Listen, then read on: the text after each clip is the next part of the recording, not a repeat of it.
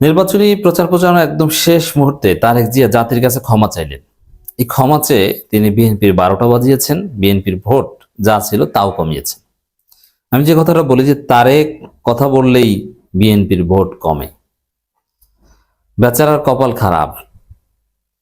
বেচারা কুমিল্লায় ইপিজেড করার ঘোষণা দেন, অথচ কুমিল্লা ইপিজেড আছে 2001 সাল থেকে, 1 সাল থেকে বা 2000 সাল থেকে হাসিনা করেছিল। এরপরে এখন ঢাকার যাত্রাবাড়িতে বসে ঘোষণা দেন যে ড্যামরা ইপিজেড করা হবে, অথচ তার 6 কিলোমিটার 5.5 কিলোমিটার পরে আদমজি ইপিজেড। আর ড্যামরা ইপিজেড করার মতো কোনো জায়গা নেই। ইপিজেড মানে কি? Export processing zone. এটা জানেন তারেক? বাংলাদেশে কয়টা ইপিজেড আছে? ইপিজেড এর কাজ কি এটা জানেন? মনে হয় না। আবার গ্যাসের খনি আবিষ্কার করে ঘরে ঘরে গ্যাস পৌঁছে দেবে, কতটা অবাস্তব এবং ফালতু প্রতিশ্রুতি দিতে পারে। তো তারেক যে জাতির উদ্দেশ্যে ভাষণ দিয়েছেন বিটিভিতে, আমিরে জামাতও দিয়েছেন, আমি এই দুইটার মধ্যে তুলনা করব। তো তারেক জিয়ার ভাষণের মূল কথা যে আমরা অতীতে ভুলের জন্য দুঃখ প্রকাশ করছি, এর মানে ক্ষমা চাইছেন, ক্ষমা চেয়েছেন। দেখেন, রাজনীতিতে এই সময় এসে ক্ষমা চাওয়া এটা চলে না। এটা আরেকটা ভুল করলেন, বিএনপিকে আরেকটা বাস দিলেন, আত্মস্বীকৃত বাস। ওই যে আমরা দেখি এবং হাসি মজা পাই, বিএনপির এক বুদ্ধিজীবী আছে, স্যাসরা একদম ইতর শ্রেণীর, রেজাউল করিম রনি, মানে ওই দাস মালিকের মতো। তারেকের মেয়ে, এদের একটু পা চাটতে পারলে, এদের পা ধোয়া পানি খেতে পারলে, এদের জুতা গাই দিতে পারলে খুশি। এই রেজাউল করিম রনিকে, ওই ছেলেটাকে অনেকে টকশোতে ডাকে। গরিব একটা ছেলে, ওর কিছুই নাই, টাকা পয়সাও নাই, ওই দালালি করে খায়, চাটে। বিএনপি ক্ষমতা আসলে কিছু একটা পদ পদবি পাবে, এই জন্য এইসব চাটে। রেজাউল করিম রনি বলছে যে জামাত বিএনপিকে ডিবেটে ডাকছে, তারেক জিয়াকে ডিবেট করতে পারলেই তো তাদের লাভ। তারা ছোট ছোট অংশ কেটে কেটে ভিডিও বানাবে, ফটো কার্ড বানাবে, তারপরে বলবে এই যে বিএনপি অশিক্ষিত, কি খ্যাত ছাপরি দেখছো। মানে নিজেরা নিজেদের বাস দিচ্ছে কিভাবে, মানে যা ঘটবে ওইটা বলে দিচ্ছে। তার মানে ডিবেট করে যা অর্জন করতো ওটা ওই রেজাউল করিম রনি নিজেই অর্জন করে দিয়েছেন, যে বিএনপি ছাপরি দল। এটা প্রমাণ করে, মানে প্রমাণ করা লাগবে না ভাই, বিএনপি এমনি ছাপরি দল। এইভাবে বিএনপি নিজেরা নিজেদেরকে বাস দিচ্ছে। এখন তারেক জিয়া দুঃখ প্রকাশ করেছেন অতীতের ভুলের জন্য।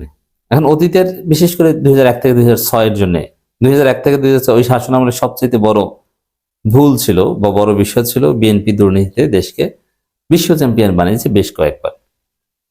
তাহলে এখন ওইটার জন্য ক্ষমা চাইলেন। এর অর্থ হলো যে বিএনপি এখন আত্মস্বীকৃত দুর্নীতিতে বিশ্ব চ্যাম্পিয়ন। দেখেন, এটা রাজনীতি, এটা মা ছেলে মা বাবা সম্পর্ক নয়। অতএব আপনাকে কেন ক্ষমা করবে? না, ক্ষমা করার প্রশ্ন আসে না। এটা ক্ষমা করার বিষয় নয়। এটা সন্তান ভুল করলে মা বাবা ক্ষমা করে দেয়, কিন্তু এটা রাজনীতি, এটা মাল্টি পার্টি ডেমোক্রেসি। এখানে আপনার চাইতে অনেক যোগ্য লোক বসে আছে, আপনি ভুল করেছেন এটা আবার স্বীকার করছেন। এই স্বীকার করার কারণেই তো ভোটাররা বলবে যে না, এ তো আসলেই ভুল করেছে, এ তো দুর্নীতি বিশ্ব, এ তো হাওয়া ভবন, এ তো 21 গ্রেনেড হামলাকারী, এ জঙ্গিবাদের উত্থানকারী। তো একে ভোট দেব কেন? তুমি যাও, নতুনদের জন্য ছেড়ে দাও। রাজনীতি এইটাই। ক্ষমা চেয়ে রাজনীতিতে পুনর্বাসিত হওয়া যায় না, অ্যাটলিস্ট মাল্টি পার্টি ডেমোক্রেসিতে হওয়া যায় না। যদি এরকম হতো যে একদলীয় শাসন, ভুল করেছেন, দল একটাই, কিছু করার নেই, মানে চায়নার মতো। চায়নায় অনেকগুলো দল আছে, 9টা দল আছে, কিন্তু বাস্তবে একটা দল, সিপিসি। এখন এরকম যদি একটা বিষয় হয় এক দল, তাহলে আপনার ক্ষমা চাওয়ার বিষয়ে একটা যৌক্তিকতা আছে। কিন্তু যেখানে মাল্টি পার্টি ডেমোক্রেসি, যেখানে ইলেকশন হচ্ছে এবং একটা নির্দিষ্ট সময়ের পর ইলেকশন হয়, সেখানে আপনি ভুল স্বীকার করলেন, এর মানে আপনি এখানেই শেষ, যান, আপনি ভুল করেছেন মানে আপনার সময় শেষ। তো এই কাজটা তারেক রহমান করেছে। কতটা চাপড়ি হলে ওই গ্যাসের খনি আবিষ্কার করে ঘরে ঘরে গ্যাস পৌঁছে দেওয়ার মতো অতীতের ভুলের জন্য দুঃখ প্রকাশ করে। তো দর্শক, অন্যদিকে আমিরে জামাত জাতির উদ্দেশ্যে ভাষণ দিয়েছেন।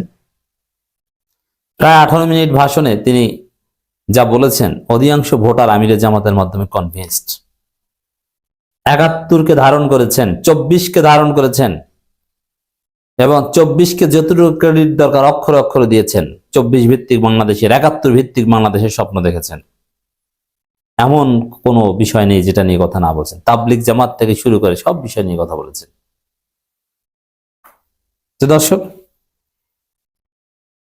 একটা ন্যায় ইনসাফ ভিত্তিক সুন্দর সমাজ